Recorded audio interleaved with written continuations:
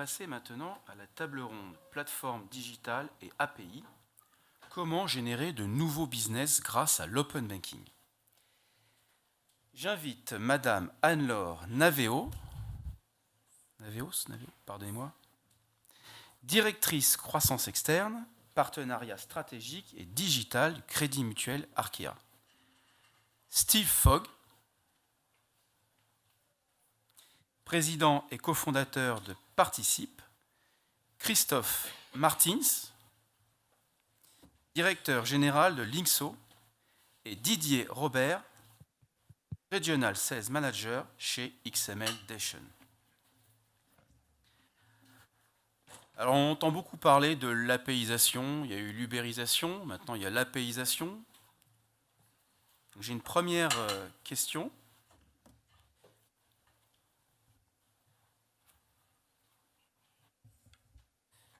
Première question pour Steve, président et cofondateur de Participe. Quels bénéfices pour les banques à s'ouvrir et à APIiser leur système d'information? Merci beaucoup. Avant de répondre à la question, j'aimerais soulever, comme d'habitude, certains chiffres. Donc, une récente étude sur l'open banking auprès des banques a été menée par un acteur du secteur, Temenos, et puis plusieurs cabinets également de conseil. Donc 69% des banques estiment que l'open banking est plus une opportunité qu'une menace. 54% estiment que s'ouvrir, en tout cas avoir une infrastructure de services financiers en architecture ouverte est absolument nécessaire pour résister à la compétition disruptive des GAFA et des FinTech. 51% estiment que c'est une priorité absolue de pouvoir migrer vers un système de banque à cette plateforme. Et enfin, 42% pensent qu'il s'agit d'une extrême opportunité permettant ainsi aux banques de distribuer des produits qui soient également non bancaires et d'offrir une offre complètement périphérique à l'ensemble des clients. Donc, APIiser, qu'est-ce que ça signifie exactement? Donc, pour ne pas rentrer dans des discussions ou des détails très techniques, donc une API, en fait, donc c'est une interface de programmation applicative qui permet à deux systèmes d'information, à deux programmes informatiques de pouvoir discuter entre eux, de pouvoir s'échanger des données, et cela en toute sécurité. Et donc, pour une banque, APIiser son système d'information, qu'est-ce que ça signifie? Ça signifie rendre accessible sur cette infrastructure effectivement informatique, ouverte, l'ensemble des données clients, l'ensemble des référentiels produits, les éléments de tarification, l'ensemble des offres, afin de pouvoir contrôler l'accès à ces données, soit pour se mettre en conformité avec la réglementation, comme c'est le cas de DSP2, ou tout simplement pour changer de paradigme de distribution en s'orientant vers une stratégie de distribution qui soit ouverte et complètement intermédiaire. Et donc, plusieurs bénéfices donc, dans cette tendance à l'APIisation. Le premier, c'est un bénéfice technologique. Donc, on a vu effectivement qu'il y a une dette technique qui a été accumulée par les établissements financiers, et donc elles doivent être agiles. Elles ont développé des labs en interne, mais on se rend compte effectivement qu'étant donné la complexité organisationnelle, cela ne porte pas forcément ses fruits. Et donc, se doter d'API permet effectivement d'avoir une infrastructure qui soit agile, clé en main, peu cher, simple à auditer, et qui permet effectivement de faire face aux contraintes et aux exigences réglementaires, notamment en termes de standards d'échange de données en mode API. Donc ça, c'est un premier point, impact et un bénéfice technologique. Les autres bénéfices sont sur les plans commerciaux et l'innovation. Donc, APIiser son système d'information, premièrement, effectivement, ça permet à une banque de pouvoir exploiter la donnée client pour très rapidement tester de nouvelles offres innovantes basées sur une vision prédictive des besoins de ce client. Et donc, elle se transforme en quelque sorte en une fintech, elle peut bootstrapper et puis elle peut se baser effectivement sur cette API pour avoir, on va dire, une offre de produits qui évolue à la même vitesse que les besoins clients. Deuxièmement, le faire, donc ça c'est effectivement l'analyse qui a été faite dans l'étude, permet très facilement à la banque de s'interfacer avec différents partenaires pour pouvoir proposer des offres qui ne soient pas que des offres bancaires, mais qui soient également des offres non bancaires afin de garder le client final relativement captif. Et donc, on a plusieurs exemples, même dans la vie aujourd'hui. Quand vous allez à la poste, on vend maintenant des téléphones portables alors que ce n'est pas forcément un service bancaire. Donc, tout ça fait partie effectivement des services non bancaires qui sont basés sur l'analyse du besoin client lorsqu'il échange avec son conseiller. Ensuite, donc, un autre bénéfice, ça permet de booster l'innovation en interne, parce que étant donné qu'on est sur des architectures qui sont agiles, on peut se planter, on peut fonctionner comme une start-up, on peut bootstrapper, et donc on peut se permettre de tester de nouveaux relais de croissance. Et le dernier point, c'est le point sur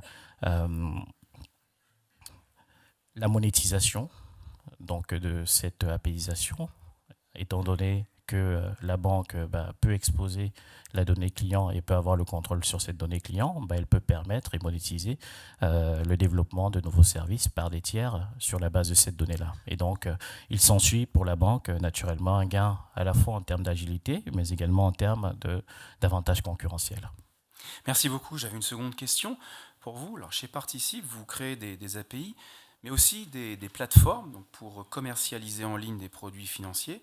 J'ai déjà partiellement répondu à cette question, mais concrètement, en quoi consistent ces solutions ?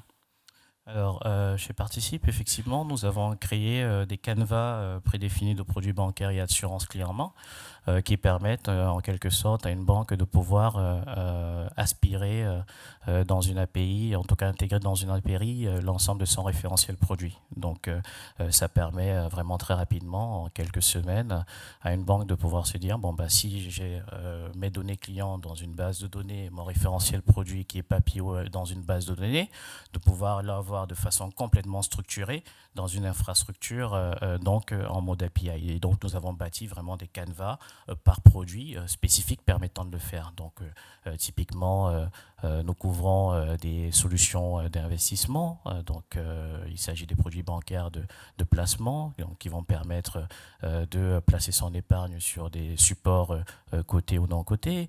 On permet également à des banques de pouvoir APIiser des produits de financement, donc que ce soit du crédit, que ce soit du financement en dette obligataire ou bien du financement en capital, et on permet également d'apaiser des offres bancaires classiques qui permettent en l'occurrence de pouvoir ouvrir des comptes ou de pouvoir générer des moyens de paiement de façon instantanée.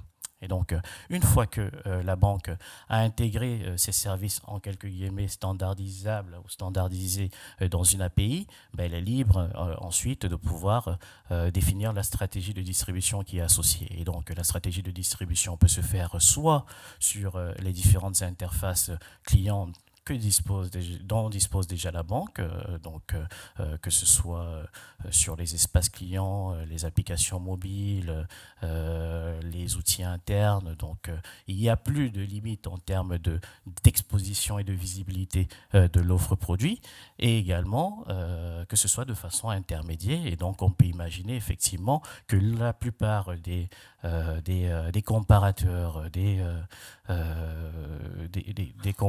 des agrégateurs puissent permettre sur leurs interfaces clients la souscription 100% digitale aux produits bancaires. Donc si je prends un exemple, quand vous allez par exemple sur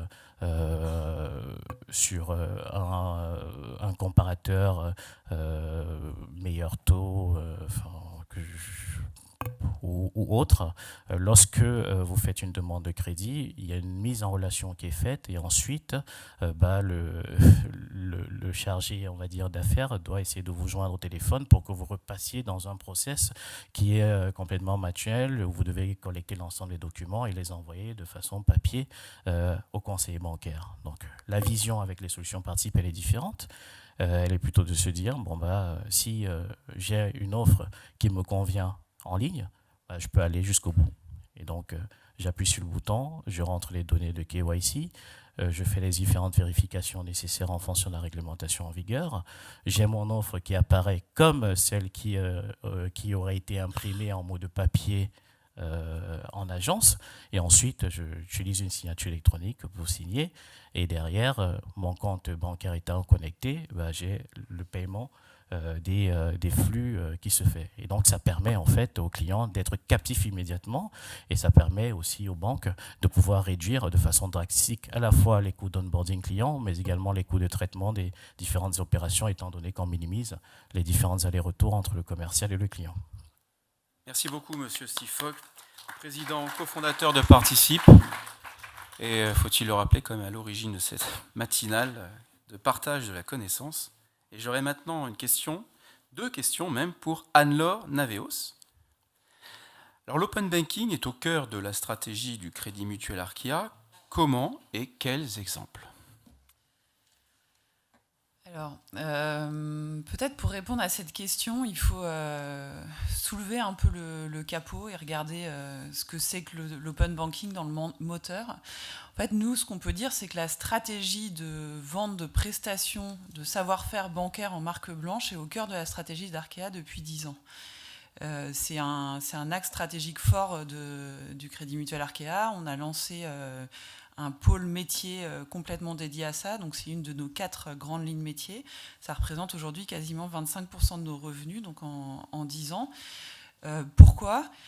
Et en même temps, pourquoi est-ce que c'est pas encore totalement de l'open banking ? Enfin, on commence à avoir des initiatives en open banking, mais en fait, ce qu'il faut comprendre, c'est que l'open banking, c'est pas uniquement un peu d'ouverture pour travailler avec d'autres. C'est une vraie rupture. C'est dans la façon de faire, dans la façon d'organiser ses fonctionnalités, son système d'information, son architecture. Donc moi, je ne suis pas ingénieure ni directrice des systèmes d'information, mais ce qu'il faut comprendre, c'est qu'il y a quand même un défi qui est technologique, qui est culturel, comme le disait aussi Joël Durieux, enfin, un défi pour les banques qui est énorme. Et en fait, nous, on a lancé cette stratégie parce qu'on est une banque de détail qui régionalement, je vais parler au passé, était limitée dans 3 régions sous la marque Crédit Mutuel, donc en Bretagne, dans le sud-ouest et dans le Massif central. Et on a considéré toujours que le digital, le fait de coopérer, de passer des partenariats et de vendre nos savoir-faire, y compris à des concurrents, était une vraie opportunité de développement et de croissance. Donc c'est là-dessus qu'on a basé notre stratégie depuis 10 ans. Ce choix nous a conduit à forcément prendre des options et nous a conduit à changer aussi d'un point de vue culturel. Il faut passer, en fait, quand on commence à faire ce métier de prestation de service en marque blanche, il faut passer dans une logique de prestation de service. Et ça, quand on est banquier, c'est pas forcément évident. Parce qu'en fait, un banquier, c'est quelqu'un qui dit un peu oui ou non sur un crédit, enfin, qui est plutôt en situation de force par rapport à son client, se mettre en situation de service avec des engagements de qualité, des SLA, des pénalités si jamais on respecte pas ces engagements. C'est un métier qui est totalement différent de celui d'un banquier classique, en fait. Donc ce pas-là, il nécessite d'avoir une volonté stratégique, d'abord de se lancer dans cette aventure. Et après, pourquoi est-ce que l'open banking, c'est encore différent de cette volonté stratégique de vendre ces prestations en marque blanche ? C'est que l'open banking, ça nécessite effectivement, fondamentalement, d'avoir remis en Lego, enfin démonter le Lego, remis en Lego chaque fonctionnalité pour être capable de la vendre séparément. Nous, ce qu'on faisait il y a 10 ans, c'est qu'on vendait notre core banking system d'un seul bloc. Donc on l'a vendu à Allianz pour faire sa plateforme bancaire, on l'a vendu à la Banque Postale pour ses clients patrimoniaux. Enfin, donc on vendait notre core banking system, mais depuis quelques années, ces grands appels d'offres sur les core banking systems complets, ils ne se voient plus. Pourquoi ? Parce qu'il y a une rupture technologique avec ces fintechs qui sont venus attaquer chaque verticale. Et chaque verticale, maintenant, on vient chercher juste une fonctionnalité de paiement, une fonctionnalité d'épargne, une fonctionnalité de crédit conso, une fonctionnalité de crédit immobilier.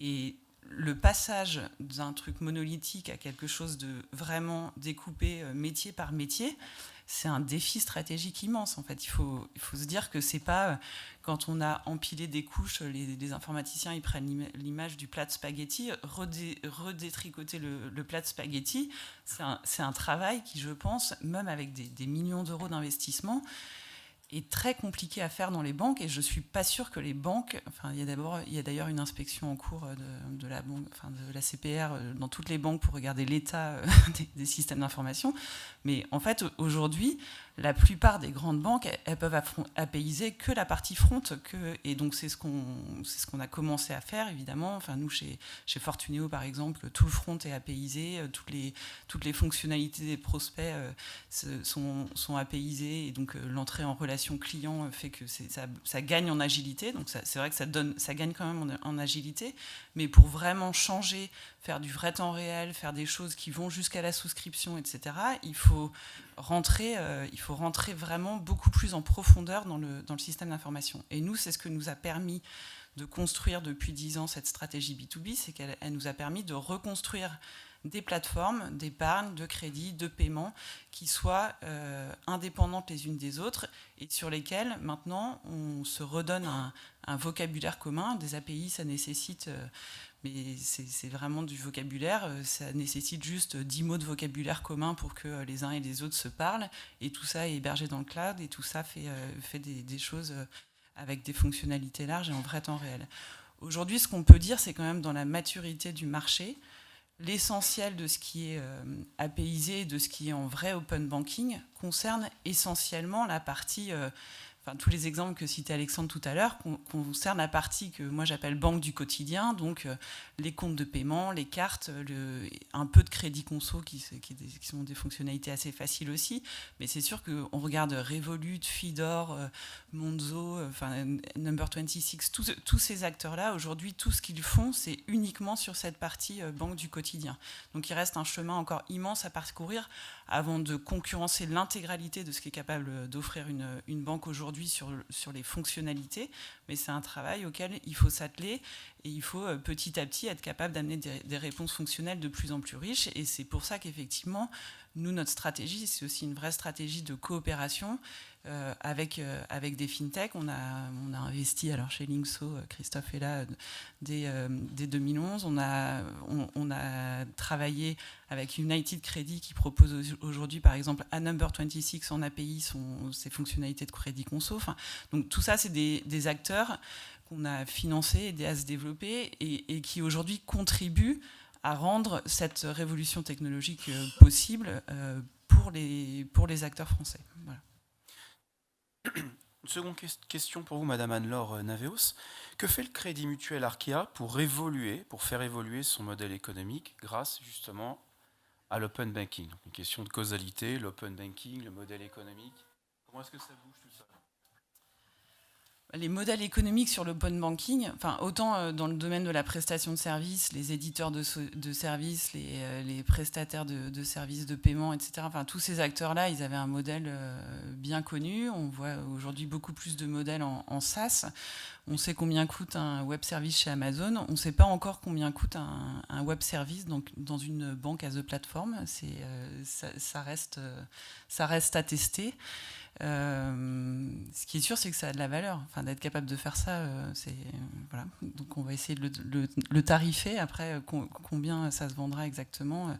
Et ce qu'il y a derrière aussi, c'est dans cette question de modèle économique, on a entendu dire récemment que Amazon et Goldman Sachs pourraient travailler ensemble aux États-Unis. Quand on voit ce genre d'alliance, on se dit qu'effectivement, c'est pas deux nains qui sont en train de réfléchir à travailler ensemble.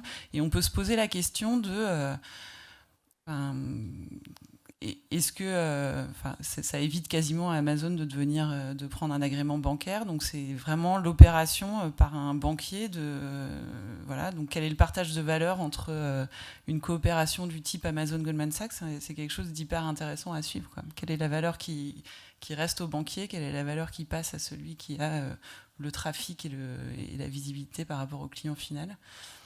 Absolument, et c'est probablement aussi... C'est passionnant, mais on n'a pas encore toutes les réponses. Ouais. Non, on est au tout début, effectivement, de la transformation économique, d'ailleurs, et à base de transformation numérique, et je pense qu'effectivement, les API, l'open banking font partie aussi de ces ensembles de nouvelles technologies qui vont inonder le marché dans les 20-30 prochaines années. Donc on tâtonne aussi beaucoup de choses actuellement. Je voudrais poser une question maintenant à Christophe Martins, DG de Linkso. Comment les API bancaires favorisent le partenariat et la collaboration entre les acteurs de l'écosystème bancaire ? Bonjour. Alors peut-être pour répondre à cette question, il faut faire un tout petit retour en arrière sur l'open banking en général. L'open banking n'est pas né d'une réglementation, hein, on a tendance à l'oublier, mais c'est l'usage qui a créé la réglementation. Typiquement, nous, chez Linkso, en fait, on ne s'est pas levé un matin en disant on va faire de l'agrégation de comptes, on n'avait pas du tout ça en tête, mais on s'est juste dit il y a des questions du quotidien auxquelles les gens n'ont pas de réponse. Où part mon argent chaque mois, comment je fais pour épargner, combien je peux épargner, est-ce que je vais être à découvert. Donc toutes ces questions-là, en fait, et comment je le fais quand j'ai plusieurs comptes, c'est ces questions-là qui ont créé l'usage, et c'est cet usage derrière qui crée la réglementation. Et donc la réglementation, ce qu'elle vient permettre de faire, c'est d'offrir un cadre harmonisé à tout ça. On faisait de l'agrégation avant la DSP2, Anne-Laure le disait, Arca était un des premiers à investir, on avait déjà des clients avant la DSP2 sur l'open banking. C'est vrai que l'open banking, c'est aussi une manière d'ouvrir un nouveau champ des possibles. Typiquement, les API bancaires, en fait, elles sont en train d'arriver, donc c'est encore un petit peu tôt pour savoir ce qu'on va pouvoir faire concrètement avec les API bancaires. Maître Storer en parlait tout à l'heure en introduction, c'est probablement d'ici 2019 qu'on pourra vraiment les utiliser. Aujourd'hui, on n'a pas attendu qu'elles existent pour pouvoir offrir des services. Et d'ailleurs, en fait, on est allé utiliser des accès dédiés pour réexposer en API un certain nombre de choses, comme typiquement l'agrégation de comptes.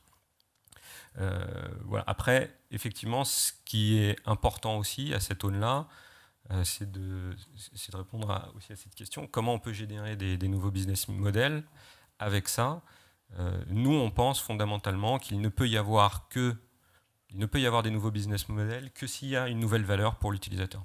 Qu'est-ce que ça crée de nouveau pour l'utilisateur ? Qu'est-ce que ça lui fait au quotidien ? Qu'est-ce que ça simplifie pour lui ? Et s'il y a une nouvelle valeur pour l'utilisateur, alors là, il peut y avoir un nouveau modèle économique. Si c'est quelque chose qui est juste la même chose qu'avant, mais qui n'apporte aucune valeur, c'est compliqué de créer un modèle économique là-dessus. Justement, vous avez lancé une marketplace d'API chez Linkso. En quoi consiste-t-elle et quel est son mode de revenu ? Alors effectivement, on a lancé une marketplace, mais justement en partant de cette question de quoi ont besoin les utilisateurs. En 2016, on a créé Linkso Connect. Linkso Connect, c'est la capacité pour un utilisateur de réexposer ses propres données à un tiers. D'ailleurs, on est ravis de voir que Revolut l'a annoncé hier. Ils ont lancé Revolut Connect. Alors, plutôt orienté business banking dans un premier temps pour eux, mais voilà, ça, c'est vraiment un mouvement de fond. Le principe de base de Linkso Connect, c'était de dire, mais en fait, moi, en tant qu'utilisateur, j'ai un certain nombre de données, et quand je dois souscrire un nouveau produit financier, c'est quand même fou, mais je dois tout ressaisir, d'une part, aller chercher des relevés de compte, par exemple, les rematérialiser ou prendre le papier, les scanner, puis les envoyer. Et quand on se dit ça comme ça, et qu'on se dit, mais comment c'est possible en fait que ça fonctionne encore comme ça ? C'est pas logique. J'ai des données, elles sont dématérialisées. En tant qu'utilisateur, je dois pouvoir faire ce que j'ai envie avec. Et c'est vraiment le principe de Linkso Connect, c'est de dire, voilà, je vais ouvrir un crédit consommation, par exemple. Pourquoi je devrais aller imprimer mon relevé de compte, l'exporter ? Je vais juste connecter mes comptes bancaires à un tiers, avec évidemment une autorisation et un consentement explicite, où je vais dire, moi en tant qu'utilisateur, moi Christophe, je vais autoriser Linkso à transférer mes données à un tiers, et ce tiers-là, du coup, va m'offrir un service lui aussi à très forte valeur ajoutée, c'est qu'il va pouvoir me répondre beaucoup plus vite. Lui, il va avoir des gains de productivité aussi, sur le contrôle, sur la fraude. Il n'a pas à demander à l'utilisateur de ressaisir ses revenus, ses charges, etc. Tout ça, c'est automatisé. Et donc ça crée de la valeur pour les deux parties, pour l'utilisateur, pour le partenaire tiers. Et on pense que c'est ça en fait qui crée de la valeur économique et qui permet derrière de créer des modèles, des revenus. C'est ce qui nous a amené du coup à la deuxième étape, Linkso Market, où il faut voir ça en fait comme un store d'applications. On s'en souvient un peu moins bien maintenant, mais quand Apple a lancé, il y avait une première révolution avec l'iPhone qui était l'usage juste de la navigation, mais la deuxième vraie révolution, c'est l'App Store. Et là, ça a fait exploser parce que Apple considérait que ce n'était pas à lui de créer tous les usages autour. Nous, on a cette même logique-là. On considère que ce n'est pas à nous. Il y a des gens qui sont experts, qui apportent beaucoup de valeur ajoutée sur le marché. Ce n'est pas nous qui allons créer cette valeur-là. Mais par contre, d'interconnecter en tant qu'utilisateur ses propres comptes à un tiers, ça a énormément de valeur. Et c'est la logique de la marketplace. C'est un store en fait, de services tiers auxquels je vais pouvoir connecter mes comptes Linkso, donc mes comptes de paiement, mais pas que. La DSP2, ce sont les comptes de paiement, mais dans Linkso, par exemple, il y a aussi les comptes de crédit, les comptes d'épargne. Et donc, voilà, je connecte à un tiers. Ce tiers m'offre un service beaucoup plus rapide. Et moi, j'y gagne aussi, parce que c'est toujours moi qui contrôle qui a accès à mes données. Et comment on génère du coup des revenus? C'est très simple, c'est que pour le tiers, il y a deux grandes valeurs ajoutées. La première, c'est qu'on lui apporte des clients. Ça, c'est une bonne valeur ajoutée. La deuxième, c'est qu'en fait, utiliser un service comme Linkso Connect, ça lui facilite grandement la vie. C'est des sources de productivité énormes. Si on reprend le cadre du crédit consommation tout à l'heure, il y a aujourd'hui des gens qui vont analyser un relevé de compte papier, qui vont même le rematérialiser. Moi, j'ai vu ça, j'ai travaillé en banque. C'était rematérialisé et il y avait quelqu'un qui passait un stabilo sur les revenus, les charges. Ça, c'est un coût énorme. Et puis, il y a de la fraude. Il y a des gens qui scannent et qui modifient les choses, qui vont même modifier des bulletins de salaire. Là, la donnée, elle est fiable. Elle est prélevée chez le gestionnaire de compte. C'est les revenus qui tombent sur le compte bancaire et les charges sont celles qui passent sur le compte bancaire. Ça, c'est un énorme gain. C'est un énorme gain pour le partenaire. Il est prêt à payer un tout petit coût qui compense largement les coûts qu'il a lui par ailleurs. Donc voilà, on apporte, le modèle économique, c'est d'apporter une valeur à l'utilisateur et d'apporter beaucoup de valeur à nos partenaires dans une logique, comme le disait Steve, très, très ouverte. Voilà, nous, la vocation de Linkso Market, c'est d'être très ouvert sur des acteurs tiers. Merci beaucoup, Monsieur Christophe Marcin, pour cette réponse très précise et très concrète. Donc, directeur général de Linkso. Je voudrais maintenant, pour terminer cette seconde table ronde, donc poser deux questions à Didier Robert, donc Regional Sales Manager de XML Dation. Bonjour, monsieur. Bonjour. Première question, qu'est-ce que le testing d'API et pourquoi est-il si important ? Merci. Je voudrais remercier les personnes qui ont parlé avant moi parce qu'elles ont permis de donner toute l'importance du cadre économique de ce développement de ce qu'on appelle les API exposées. Alors, à l'intérieur de tout cela, et pour que tout cela fonctionne bien et que ça puisse se passer de la meilleure des manières possibles, il faut bien entendu en amont tester ces mouvements et ces appels qui vont se faire entre les fintechs et les banques. La directive DSP2 ou PSD2 définit une obligation pour les banques d'offrir aux fintechs un environnement de test. Quel doit être cet environnement de test? Ça n'est absolument pas défini. Donc les banques sont devant une espèce de vide juridique, d'indécision juridique. On sait qu'il faut un environnement de test, mais on ne sait pas ce qu'il doit contenir. Bon, heureusement, les équipes de support et d'IT des banques et les personnes qui, comme nous, sommes spécialisées dans le testing des flux, on pense à ça et on va définir à l'intérieur d'une plateforme de gestion des API, on va définir ce qu'on appelle un bac à sable ou une sandbox sur laquelle les fintechs vont pouvoir se connecter pour intégrer toutes les documentations et les spécificités des flux qui vont être, par exemple, l'accès au compte ou l'initiation de paiement. Quand j'envoie quelque chose, qu'est-ce que je reçois? Quand j'envoie quelque chose qui n'est pas correct, qu'est-ce que je reçois comme rapport d'erreur, de manière à ce que je puisse formater de la manière la plus facile et la plus rapide, la plus efficace, les flux que je vais envoyer. Donc c'est vraiment organiser les choses de manière que le travail des fintechs se fasse rapidement et de manière efficace. Il est clair que au mieux ça se passe et au mieux c'est organisé, au plus les fintechs auront d'appétit à venir se connecter sur des hubs ou sur des environnements bancaires spécifiques. Donc ça, c'est vraiment des choses très très importantes. Il est important aussi de dire et d'intégrer la notion d'évolution, parce que on va démarrer là dans quelque chose qui est à un temps X, et bien entendu, on va constater une évolution des règles, une évolution du nombre d'API aussi. Il n'y aura pas que l'accès au compte ni l'initiation de paiement. Il se passe déjà et il se passera de plus en plus de choses. Donc il y a lieu de penser également à la maintenance de ces environnements de test au long du cycle de vie des API. Et cela, c'est quelque chose qui génère beaucoup de travail, va demander beaucoup de ressources et beaucoup de compétences au sein des teams de support et de ressources IT des banques. On peut donc aussi dire que d'une certaine façon et en amont, les banques elles-mêmes, il y a lieu qu'elles testent les API qu'elles installent elles-mêmes en prenant le rôle des fintechs dans un premier lieu, donc voir un peu est-ce que mon API fonctionne bien, est-ce qu'elle donne des résultats, c'est OK, maintenant on passe à la phase suivante qui est l'ouverture de cette zone de test pour les différentes fintechs.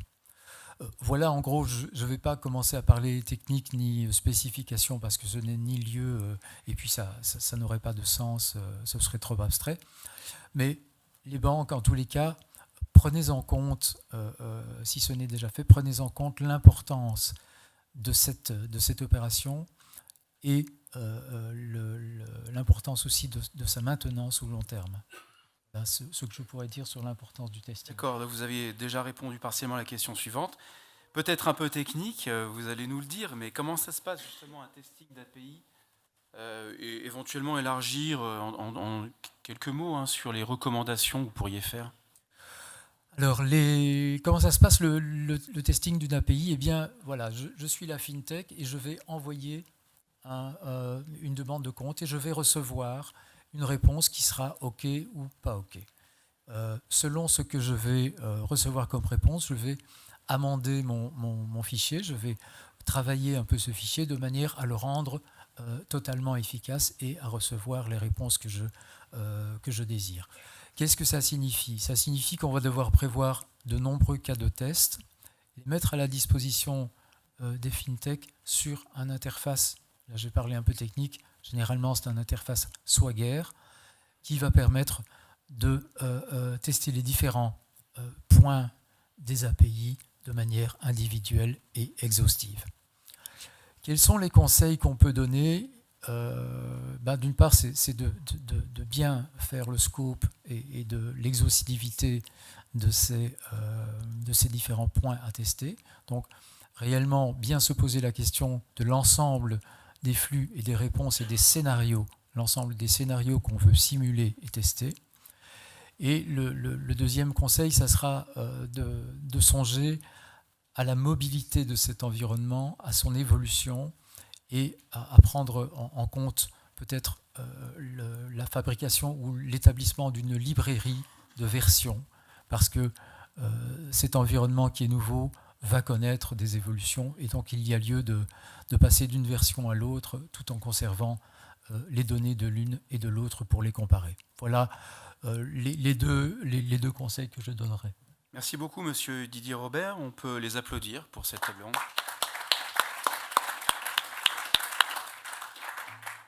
On va prendre 3 questions.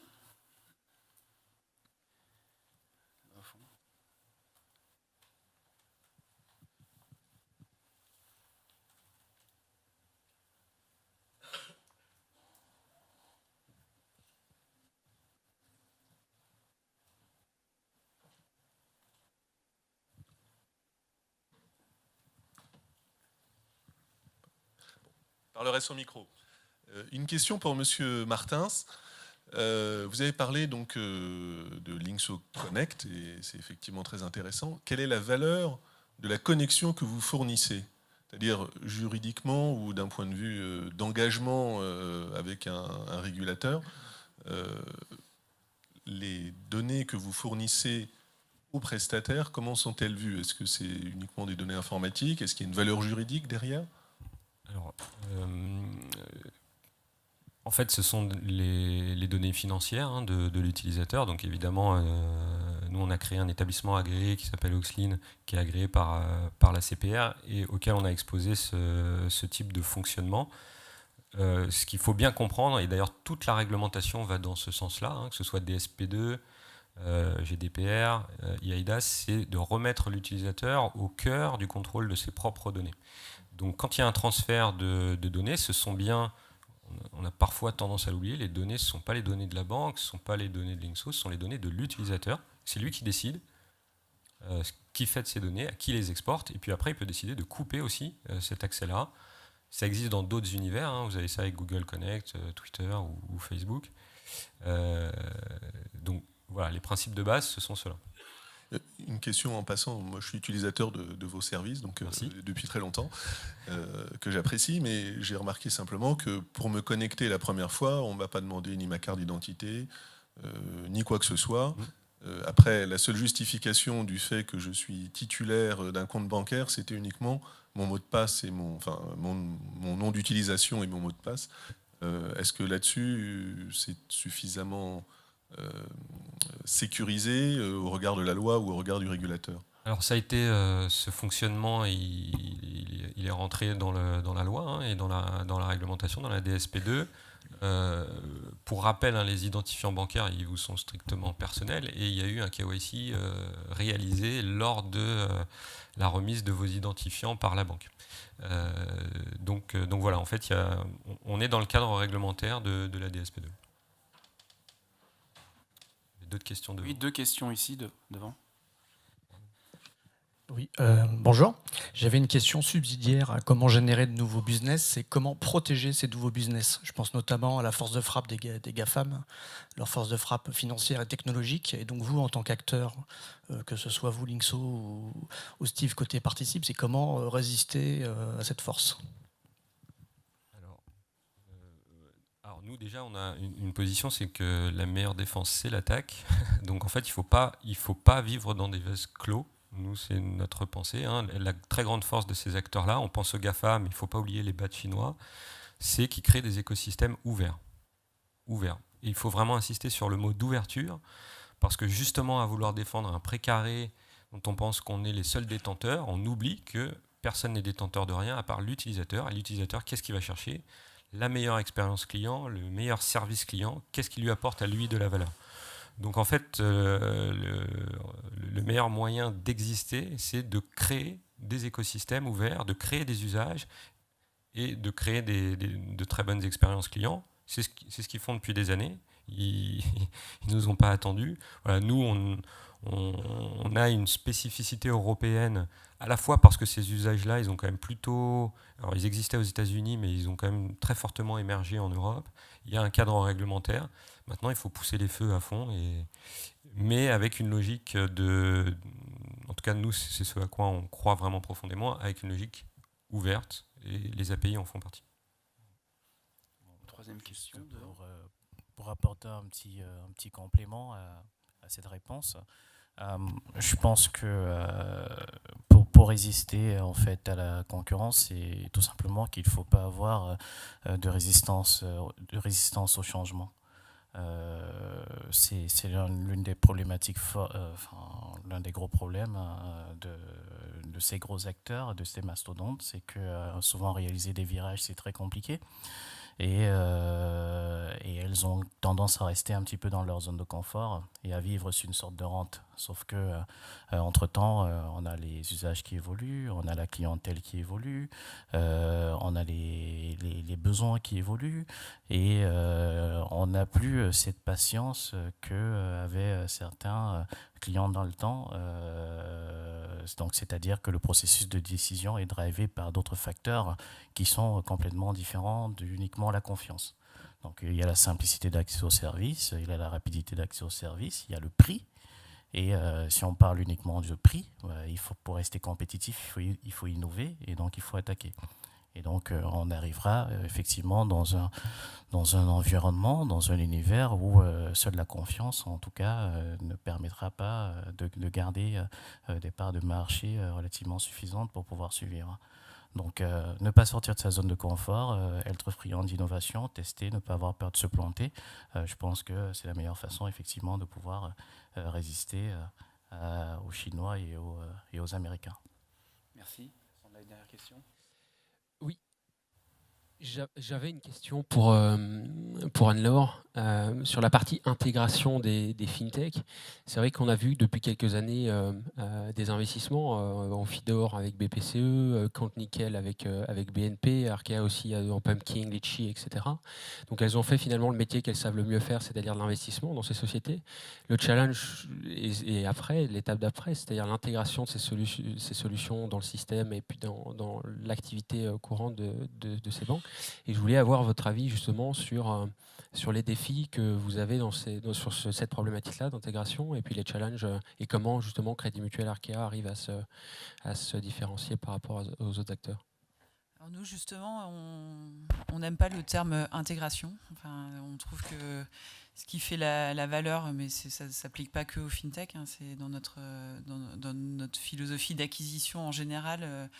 On essaie de ne pas intégrer, on essaie de commencer comme si on était d'ailleurs un partenaire minoritaire, voilà, un acteur stratégique au capital. On essaie de commencer par faire ensemble les choses qui sont les plus intelligentes à faire et ce pourquoi on a racheté, c'est-à-dire développer une activité en commun, répondre à un défi stratégique et donc voilà. Et après, une fois qu'on a fait ces synergies business, c'est plutôt, on le voit plutôt comme un support, c'est-à-dire que Litchi a cherché des nouveaux locaux, on a réussi à trouver ensemble des très beaux locaux voilà, à Paris.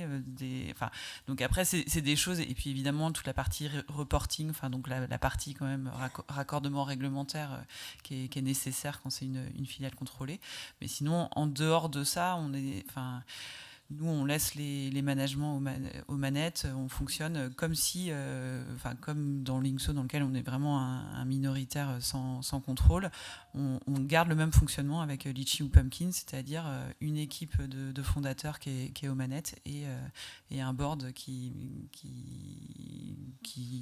voilà, une fois par mois ou par trimestre, regarde ce qui se fait et après d'essayer de développer ce rôle avec des correspondants business dev, des correspondants opérationnels, toutes les synergies et les choses intelligentes qu'il y a à faire ensemble.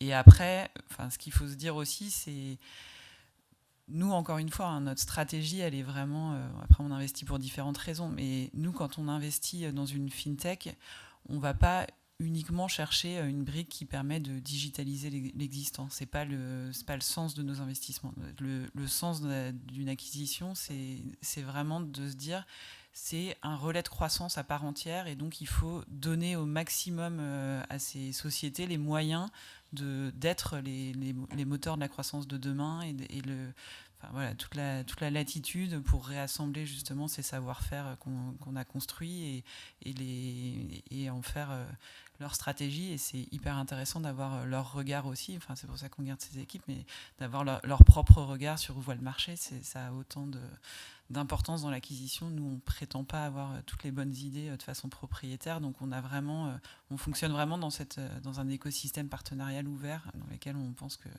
c'est intéressant d'échanger avec ceux qui inventent les métiers de demain, voilà, et les usages de demain. Les moyens des relais de la croissance, voilà qui aurait fait plaisir à Joël Durieux. Bien, il y a une autre question. Alexandre Bélanger, bonjour. En fait, on parle de business. Avant, on était sur la signature électronique. Et je vous interroge sur le consommateur, puisqu'on parle de l'utilisateur final, qui finalement est le propriétaire des données. Mais quand il y a une signature électronique avec un crypto, un chiffrage, un machin, vous signez. Mais vous n'avez pas la preuve que le contrat est bien signé. En fait, c'est un peu toujours à sens unique. C'est-à-dire qu'on signe, on paye. Et quand on parle business, normalement, il y a 2 signatures. Donc, comme moi, j'ai signé avec mon numéro, le banquier de l'autre côté, il devrait avoir signé avec aussi un numéro ou une signature. Et je trouve que, je me demande comment, vis-à-vis du consommateur final, tout ça va se mettre en place, sachant que hier, j'allais à la banque, je signais, le mec en face, il signait, je faisais une copie, je mettais ça dans mon dossier, et quand il y avait un problème, je ressortais le papier en disant « Dites donc, monsieur Dubreuil, vous avez signé hein ?» Voilà.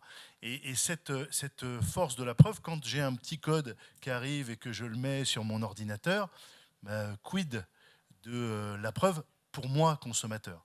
J'ai bien compris que la banque, elle avait la preuve, avec l'eurodatage et tutti quanti, mais moi, derrière mon petit portable, j'ai pas grand-chose ensuite au bout. Et donc, quand j'achète quelque chose, j'ai la preuve d'achat, mais qui garde ces preuves d'achat? Et voilà, la réflexion est peut-être qu'il y a un endroit où on pourrait conserver les contrats qui bilatéralement sont signés, les preuves d'achat, etc. Enfin, Quelqu'un veut-il compléter? Alors, je ne suis pas un spécialiste de la signature électronique, mais en tant qu'utilisateur de la signature électronique, vous avez toujours une copie de ce contrat-là qui est disponible. Après, effectivement, on peut imaginer des usages où on agrégerait aussi ces contrats au même endroit. Pourquoi pas? Après, sur la première partie de la question sur le fait que l'utilisateur final ait la main, ça, oui, c'est clair, c'est une clé. C'est lui qui doit... parce qu'on va lui apporter le bon service au bon moment, mais c'est lui qui a la main sur ce qu'il fait de ces données, les transferts. Mais à partir du moment où il y a une souscription, et notamment quand elle se fait par signature électronique, il y a une copie de ce contrat qui est remise, qui est disponible, et que vous pourrez conserver. Alors, voilà, après, il faudrait poser la question aux spécialistes. Mais... Très bien, merci. Écoutez, c'est formidable.